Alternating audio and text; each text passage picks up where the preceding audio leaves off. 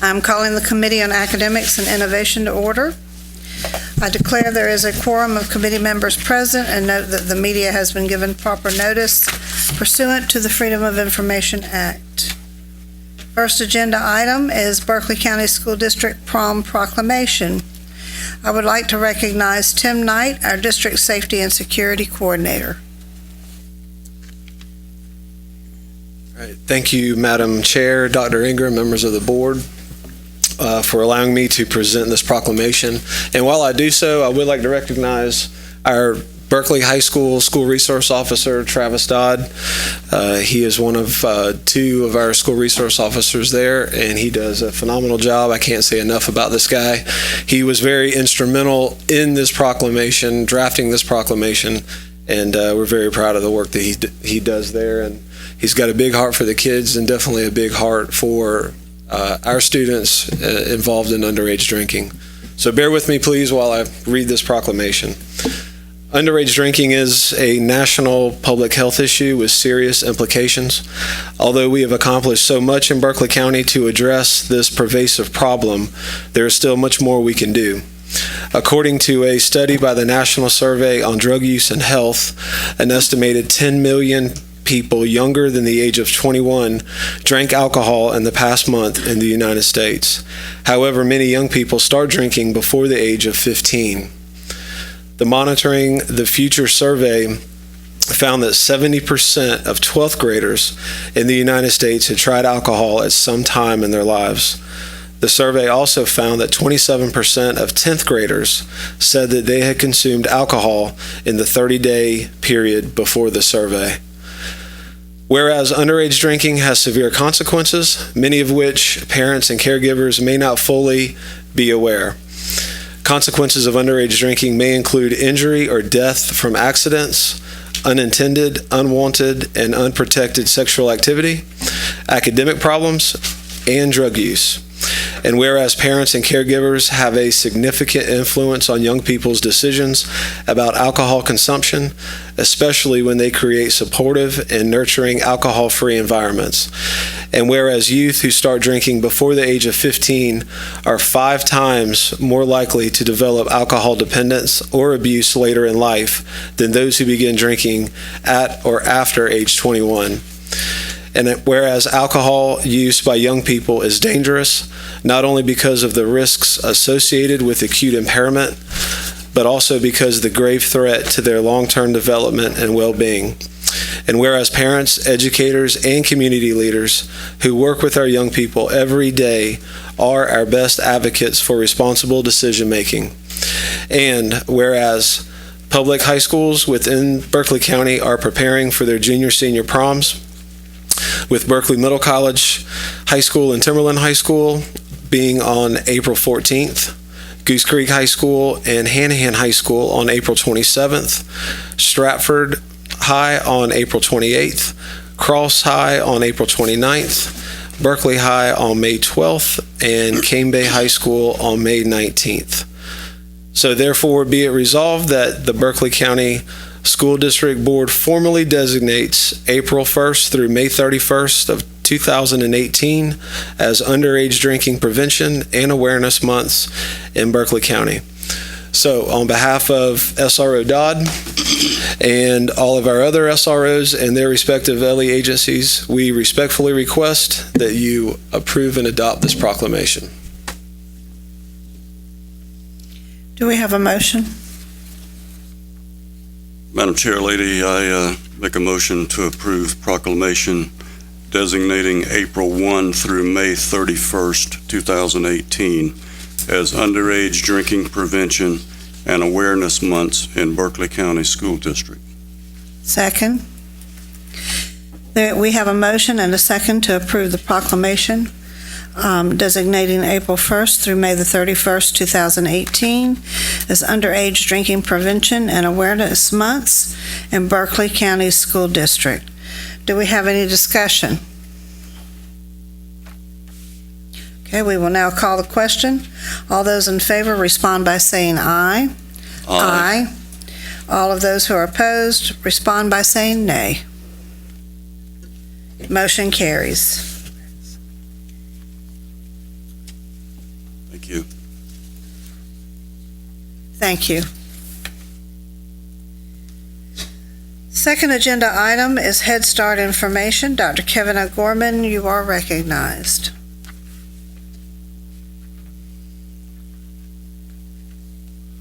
Thank you, Madam Chair, members of the board, Dr. Ingram, ladies and gentlemen. This time I would ask that you approve the Head Start budget expenditures report for February 2018, the Head Start credit card report for February 2018, and the revised academic calendars. Okay. Do we have a motion? I move to approve the Head Start budget expenditures report for February 2018, Head Start credit card report for February 2018, and the revised academic calendars. We have a motion by Ms. Lee. Do I hear a second? Second. And a second by Mr. Barrow to approve the Head Start budget expenditures report for February 2018, Head Start credit card report for February 2018, and revised academic calendars. Do we have any discussion? If not, we'll now call the question. All those in favor respond by saying aye. Aye. All those who are opposed respond by saying nay. The motion is approved by a vote of 3-0.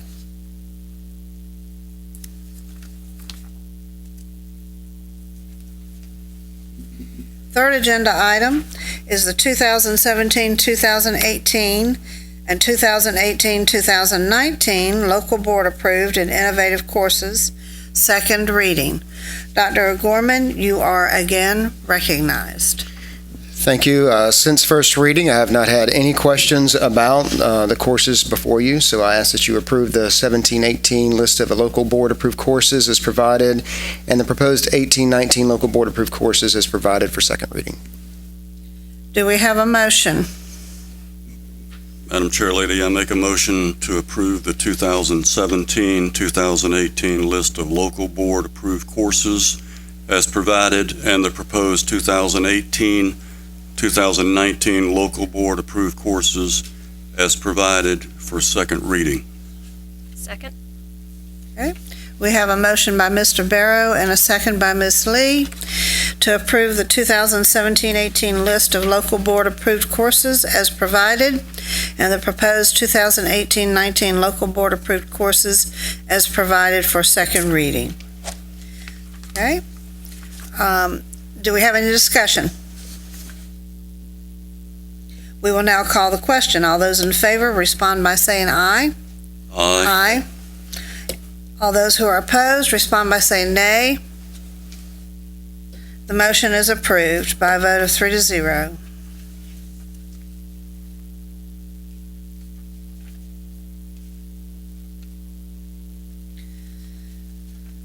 Fourth agenda item is 2018-19 Berkeley School District adoption of state textbooks, second reading. Dr. O'Gorman, you are again recognized.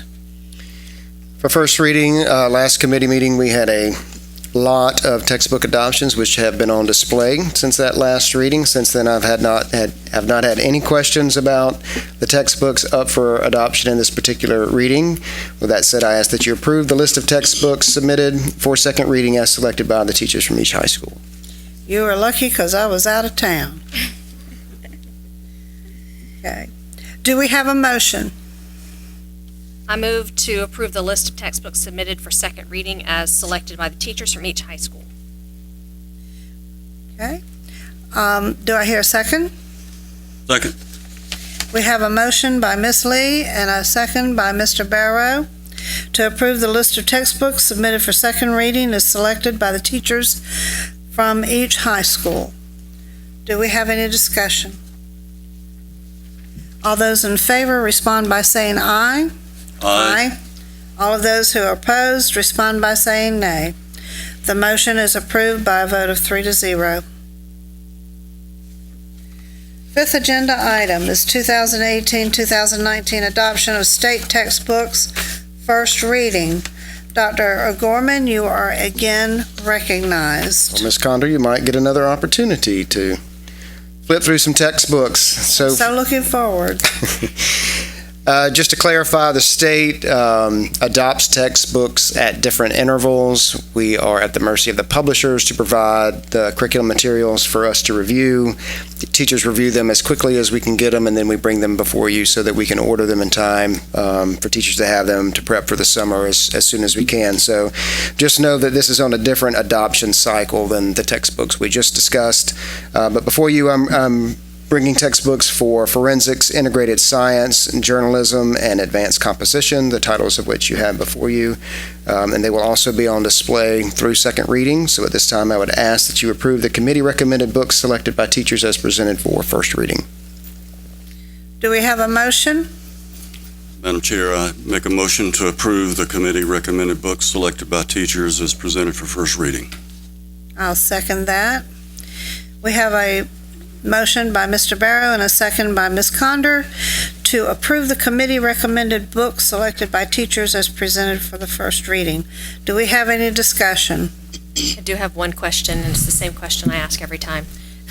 Is this available to use with our Chromebooks?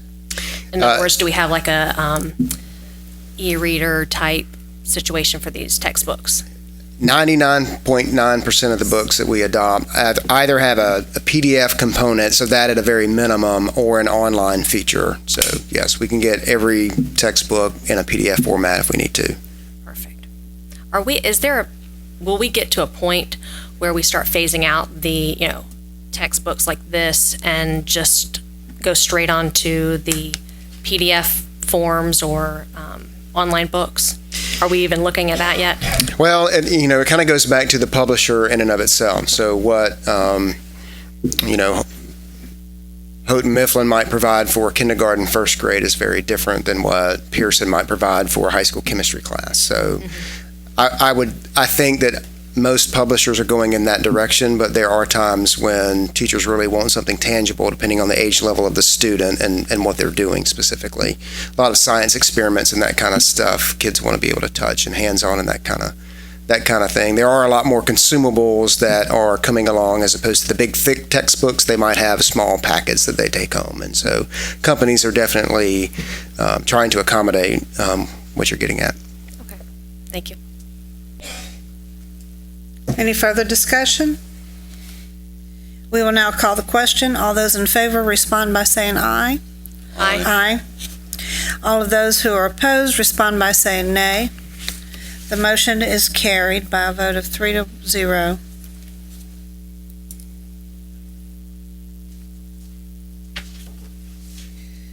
Sixth agenda item is IHAR Grading Assessment Systems Revision. First reading. Dr. O'Gorman, you are recognized. I'm going to turn this over to Dr. McLaren, who's done most of the legwork. This is something we respond to from the state level on a regular basis. Our grading and assessment systems administrative rule IHAR mirrors the uniform grading scale that we receive from the state. So as the state updates the uniform grading system, we ask that our policy be updated to be in line with the state. They recently have added in the P and the NP as a grade possibility to align with the new way to grade credit recovery. They also added in an AU for students wanting to audit a course.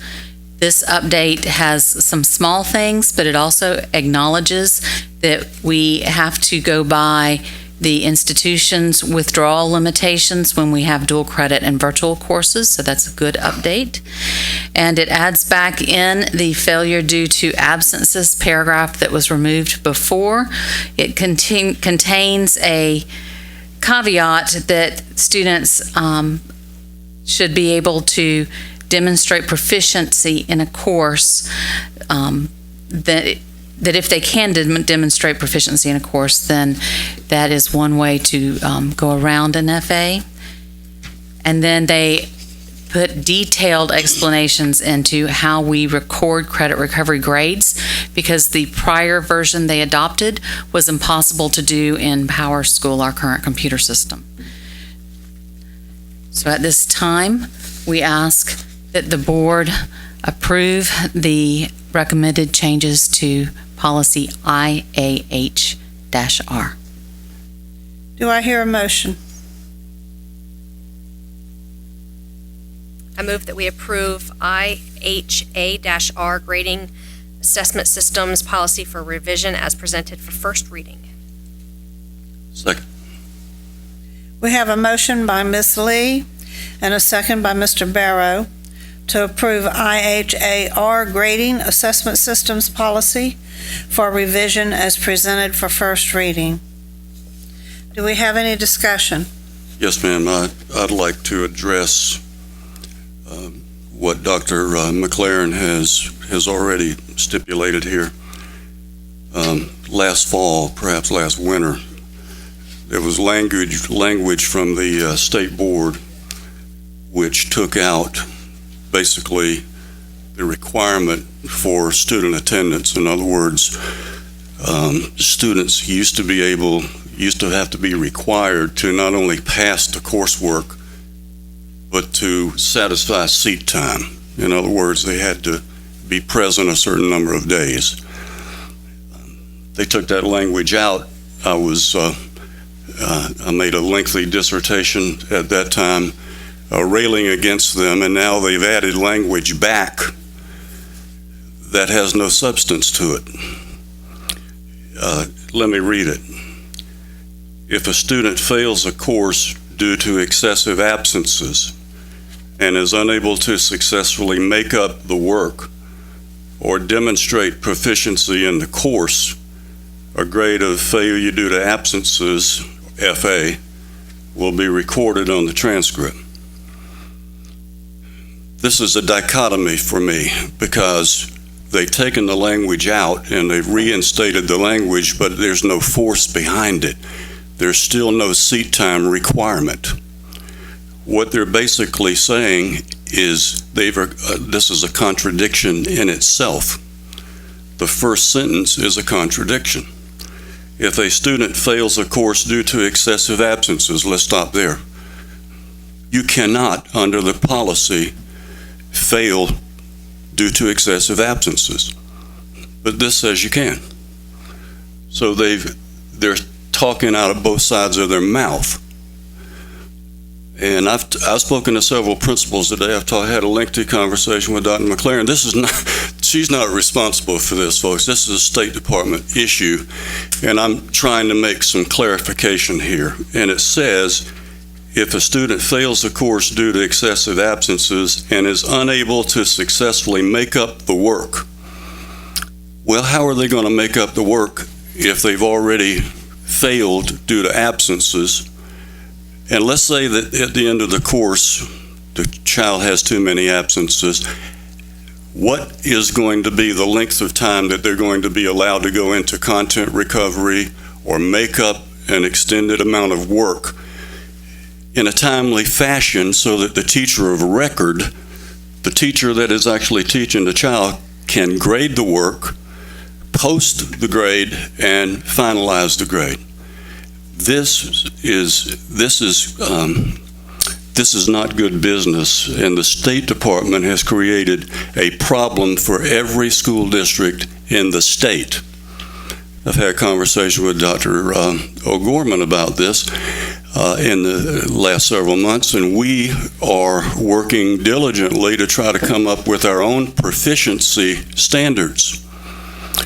But it's difficult because look at the number of courses we have, the time constraints in terms of content recovery at the end of a course.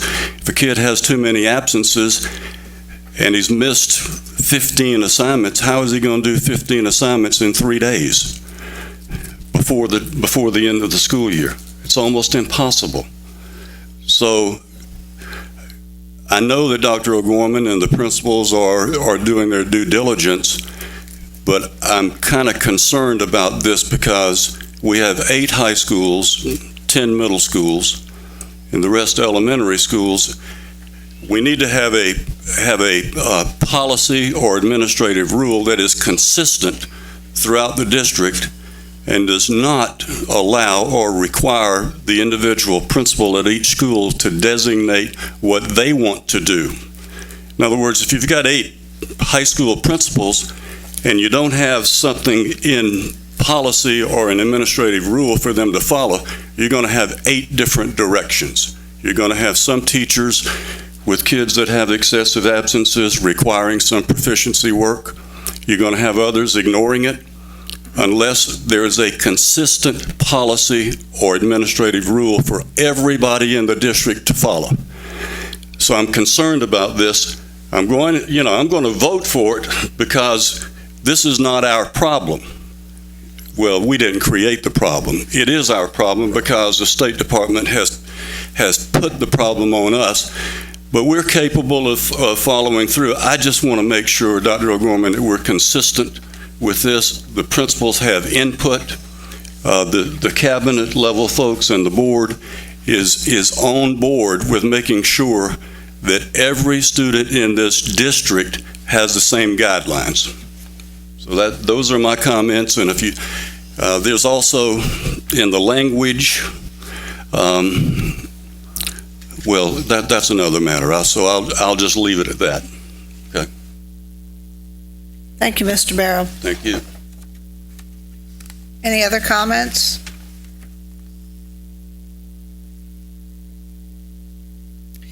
We will now call the question. All those in favor, please respond by saying aye. Aye. All those who are opposed, respond by saying nay. The motion carries.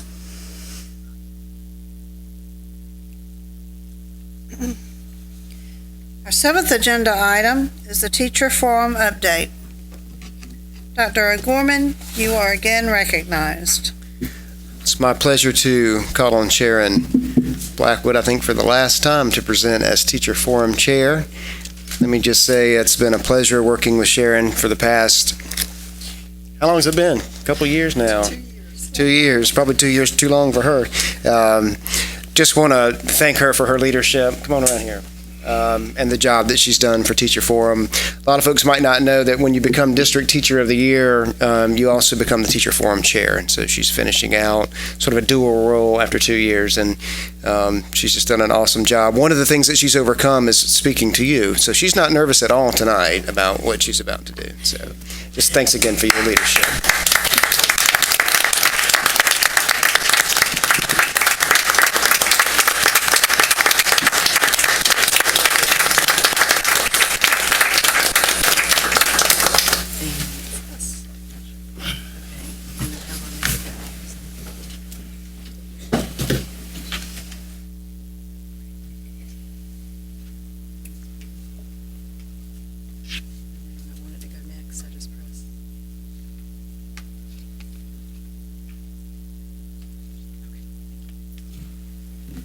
Thank you, Dr. O'Gorman. Yes, I am still nervous. This is one thing that I have had to overcome.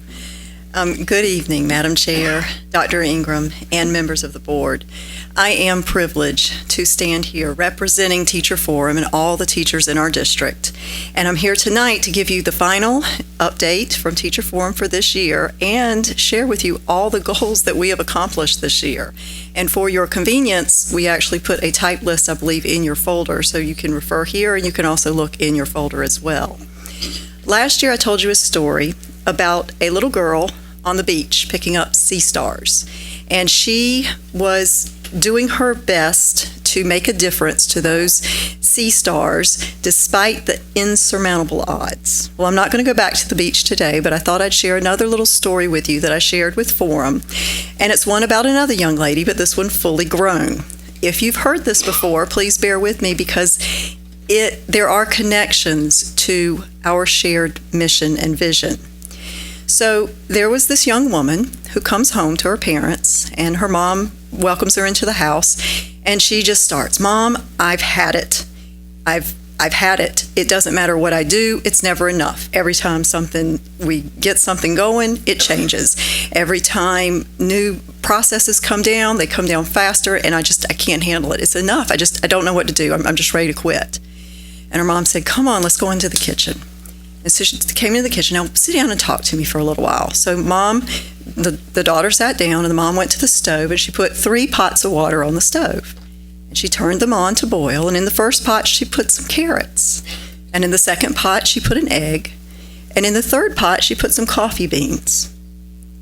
And then she sat down. The water came to a boil. Her daughter just talked and talked until she ran out. About 20 minutes passed, and her daughter looked at her and goes, "So, Mom, what do I do?" And the mom stood up and said, "Come on over here to the stove with me and help me out."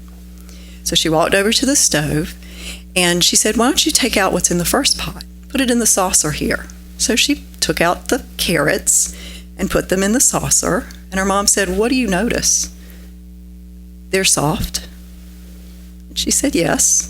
So she looked at the second pot. She said, "Take that out. Put it in the saucer." So she did, and she said, "What do you notice?" "It's hard boiled, Mom." She said, "Yes." But then Mom took the third pot, poured the liquid off of the coffee beans into a cup, put the cup on a saucer, and handed it to her daughter. And her daughter took a deep inhale of the aroma and a sip of that fragrant liquid. And she said, "Oh, this is exactly what I needed. But Mom, what does this have to do with what I just shared with you?" And she said, "Honey, all three of these ingredients faced the exact same adversity. They faced heat, yet they responded in completely different ways.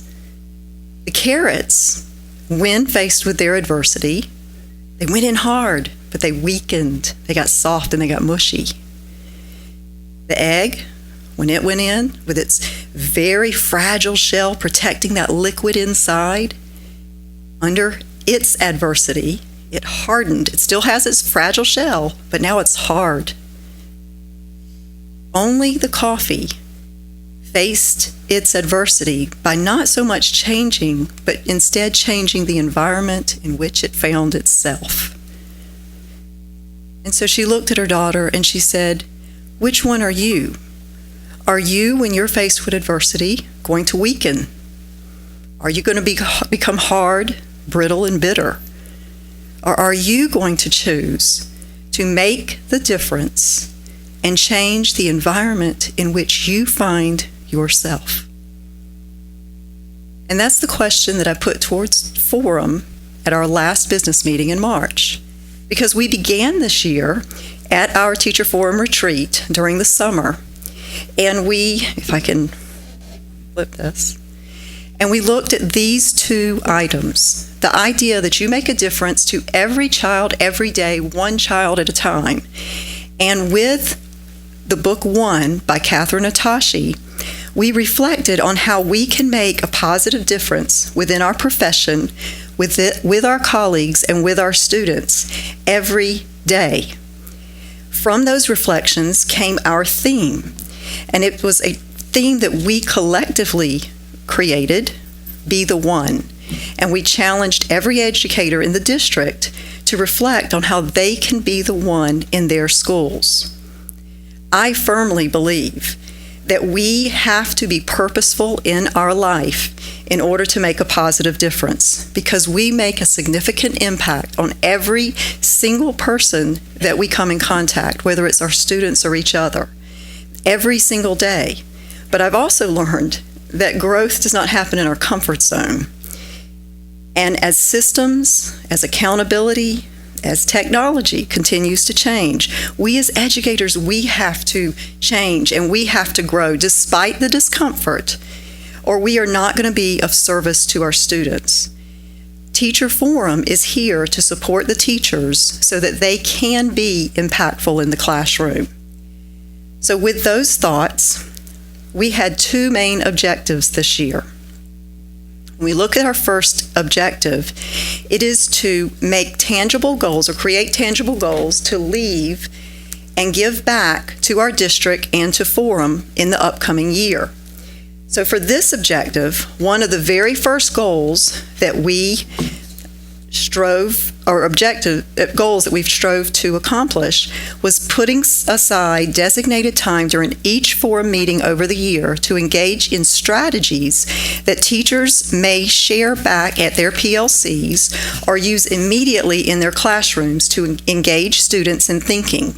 We also designated Forum meeting time so that Ms. Tria Grant and Mev McIntosh from the Evaluation and Leadership Office could help Forum understand the new evaluation rubric or system, South Carolina 4.0, and then we in turn could go back into our schools as advocates, because that system does roll out in this coming school year.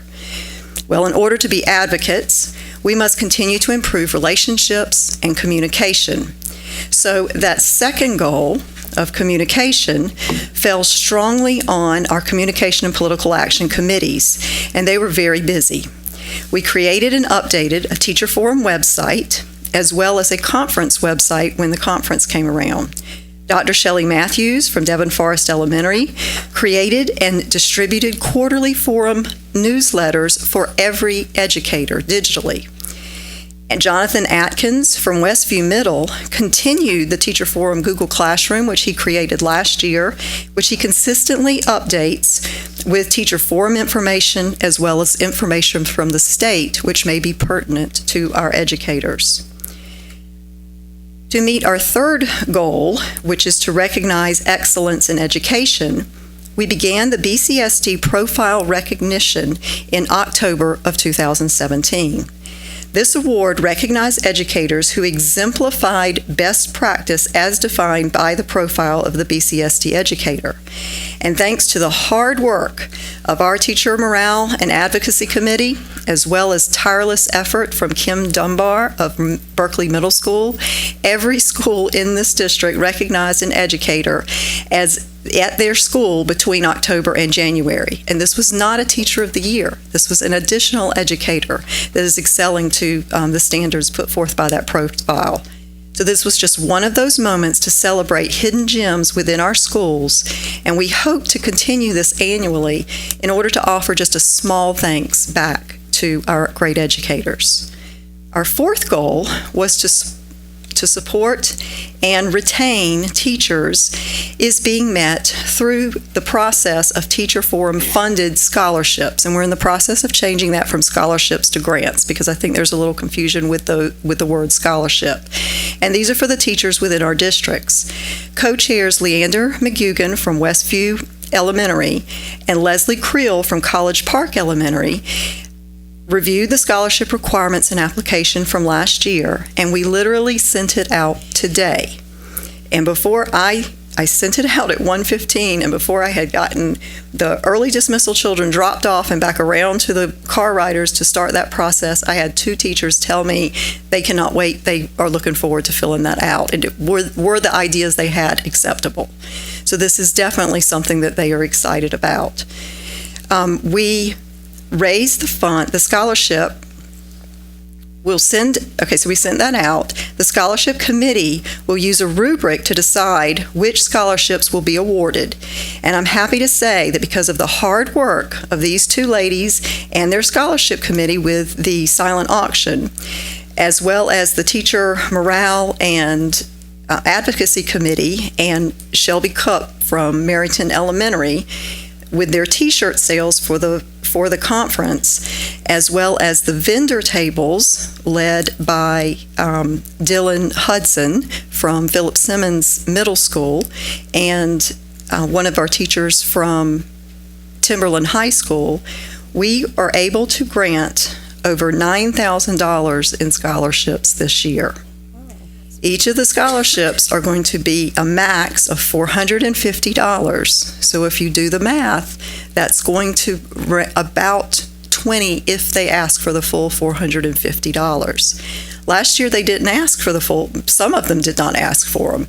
Some of the things that were asked for last year were book sets, bilingual book sets, alternative seating. There were a couple field trips, and those were higher on the money amount. But some of the ideas that I heard today were makey kits. Can I apply for that? Things that teachers want to implement in their classroom that will impact student achievement. And that is the number one item on the rubric that when the scholarship committee goes through that they're looking for. Will this advance for student achievement? And last year, the committee did ask me to share. We awarded $6,000 in scholarship So because of the hard work and the conference this year, we were able to raise even more money. This committee, we hope, will be able to continue fundraising in order to continue this in future years. Our second objective was to work towards bridging the gap between the conference and non-conference goals. Okay, traditionally, the goals set forth in our vision absolutely collapse when we plan the conference, because the reality is we're teachers first, and our primary role is to be effective in the classroom with our students. Yet the goals of Forum hold equal importance in order to support our students because we're supporting the teachers. So, in order to effectively meet our non-conference goals and plan the conference, we collaborated with multiple departments in the district to host the Bcsd conference this year. This is a collaboration that has grown over recent years, and we would like to see it continue to grow. However, without the support and expertise provided by Sharon Snyder, it would not have been as successful as it was. And thankfully, I appreciate Wes Fleming's expertise, because he used his expertise to make some serious inroads on our transportation, improving our transportation for the day. And there was a lot of feedback appreciating the efforts that he made. And I know he has ideas on how to continue that in the future.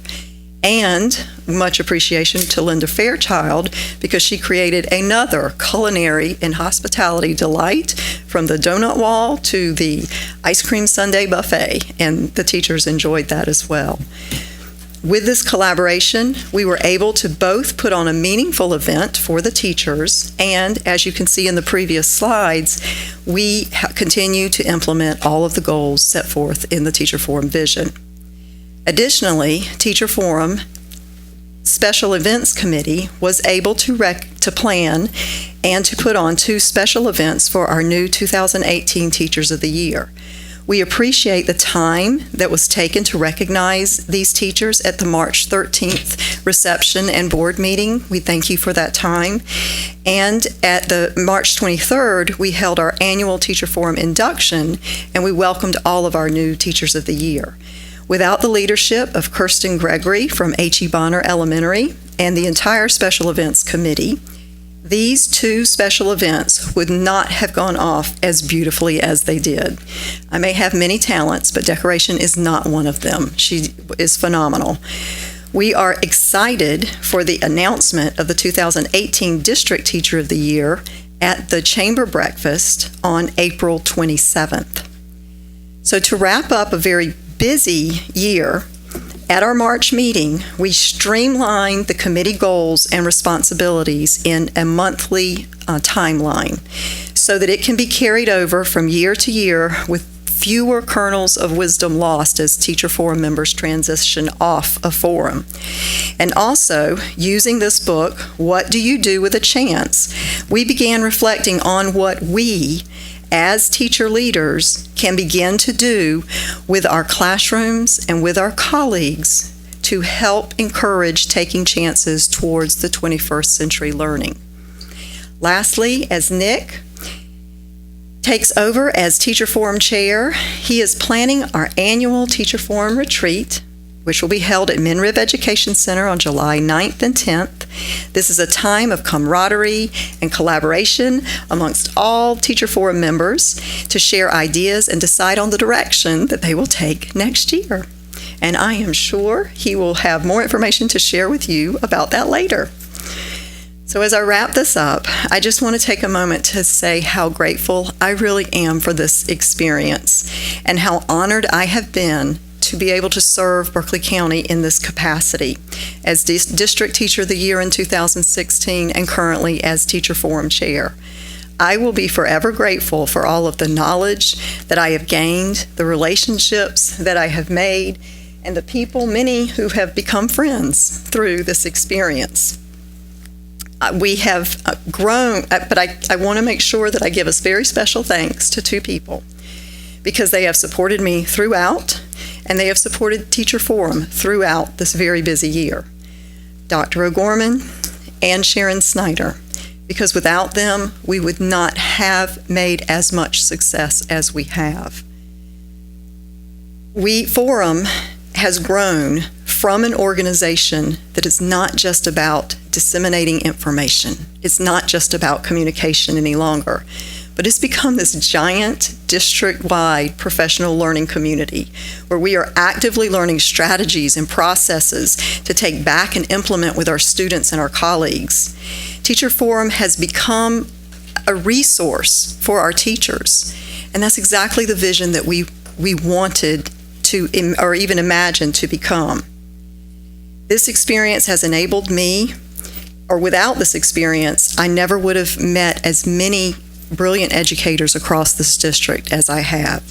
And I'm honored to have worked with and led the people on Forum this year. They are phenomenal in their own right, and without them, this year would not have all the success that it has, because everyone worked together to accomplish all of those goals. I heard on the radio recently an analogy about a mountaintop, and it really puts this experience in perfect perspective for me, because I feel blessed to have been on the mountaintop with the understanding and the perspective that I've gained.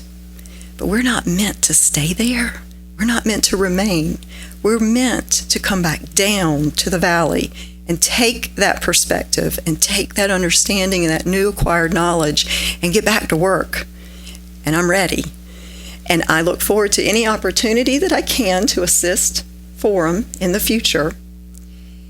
But I know that I'm leaving Forum in Nick's quite capable hands, and everything will just be absolutely wonderful. I truly thank you for allowing me to be able to serve Berkeley County in this capacity. Thank y'all.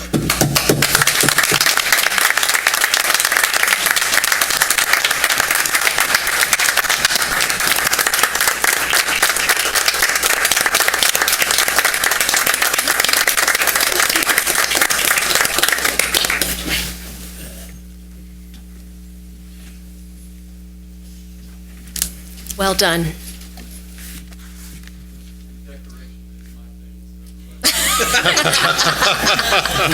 We're good.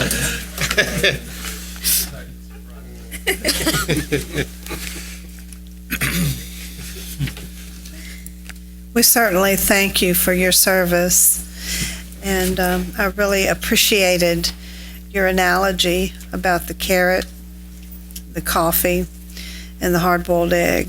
Kind of gave you some pause there to stop and think. As we experience things in life, what's it going to do? You know, how are we going to react and respond to certain things? So thank you very much. And we do appreciate your service a lot. Is there any discussion? On that note, I think it's time for us to move for an adjournment. Do I hear a motion? Madam Chair Lady, I make a motion to adjourn committee. Okay. I have a motion by Mr. Barrow. Do I hear a second? And a second by Ms. Lee to adjourn the Academics and Innovation Committee. Any discussion? We'll now call the question. All those in favor respond by saying aye. Aye. Any opposed? Please respond by saying nay. We are now adjourned.